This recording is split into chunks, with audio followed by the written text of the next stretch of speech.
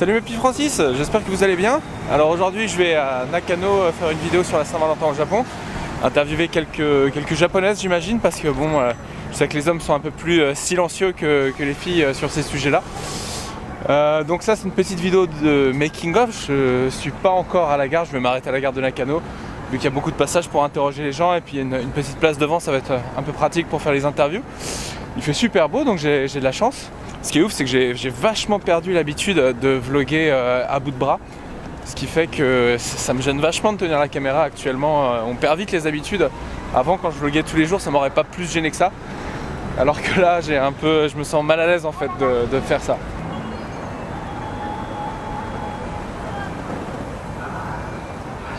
Je vous reprends en vue à la première personne. Donc j'ai sélectionné juste quelques questions très simples finalement sur l'origine de la Saint-Valentin au Japon, leur demander qu'est-ce qu'elles pensent de la Saint-Valentin, enfin comment est la Saint-Valentin en France. Vous le savez puisque maintenant vous avez vu la vidéo, mais donc la Saint-Valentin au Japon c'est offrir des chocolats. Je vais leur demander aussi combien de chocolats elles vont offrir cette année, sachant qu'il y a des différences entre les chocolats, hein, comme j'imagine que j'ai expliqué dans la vidéo que je n'ai pas encore tournée, entre les homemade choco et les comment on appelle ça, les giri choco, donc les chocolats les vrais chocolats d'amoureux avec les chocolats d'obligation, le devoir social.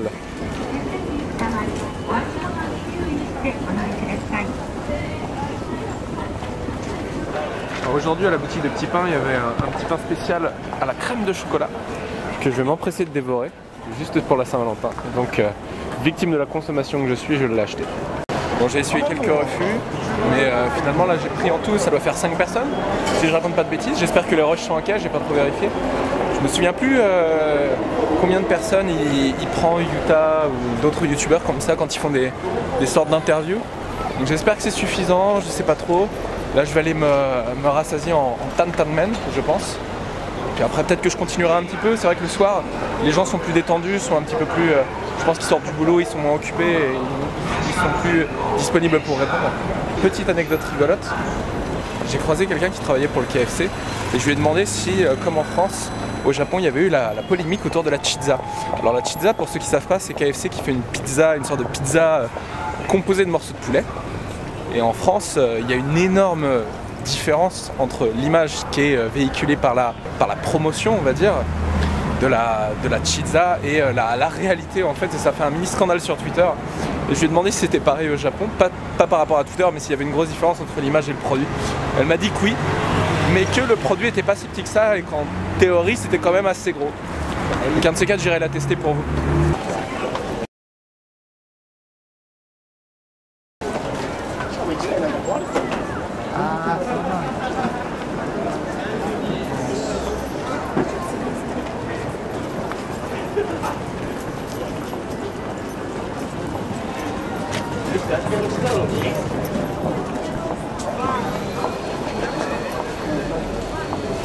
Dernière partie de ce petit making of, mais pour la première fois en fait j'ai tourné quelque chose dans ma chambre, on va dire, sur mon lit, donc toute la partie où je parle. Et en fait l'appareil il est mis juste ici, juste au-dessus du néon. Mais ce qui est cool c'est que le néon il me donne un éclairage finalement pas trop dégueulasse.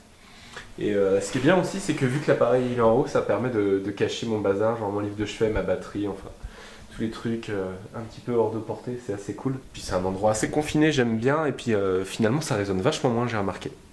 Le truc dont je pense qu'on se rend pas compte par contre, c'est que je suis en seiza en fait, que je suis assis à la japonaise, donc ça fait vachement plus mal que quand je suis à mon bureau. Mais je pense que...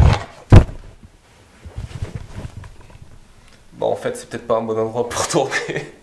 Il faut vraiment que j'investisse dans un trépied. Ça va venir, ça va venir. Bon, bah ce making of j'ai mis vachement de temps à le sortir finalement. Parce que... Pourquoi en fait? Je sais même pas trop. Je pensais que j'avais moins de matériel que ça en fait, donc j'avais pas trop la motivation pour le monter. Et puis hier j'ai tourné de ouf, j'ai vraiment passé une journée de folie pour une vidéo qui sortira très bientôt je pense, mais je dois encore tourner demain. C'est assez cool, mais j'ai aucune idée, ça va être la vidéo la plus montée, on va dire, parce qu'il y a plein de petites séquences. Je vais pas vous teaser plus que ça, mais ça va prendre du temps, et à la fois ça va être cool, c'est rigolo. Je vous fais à tous des très gros bisous, je vous dis à bientôt pour une nouvelle vidéo. Je sais pas si ce sera celle que je vais tourner demain, ou alors si ce sera un autre petit vlog aussi. J'ai pas mal de petits vlogs que j'aimerais vous montrer, j'ai pris plein de petites séquences par-ci par-là. Je ferai peut-être un vlog fourre-tout. Je sais pas trop. Bon allez, je vous dis à bientôt. Salut!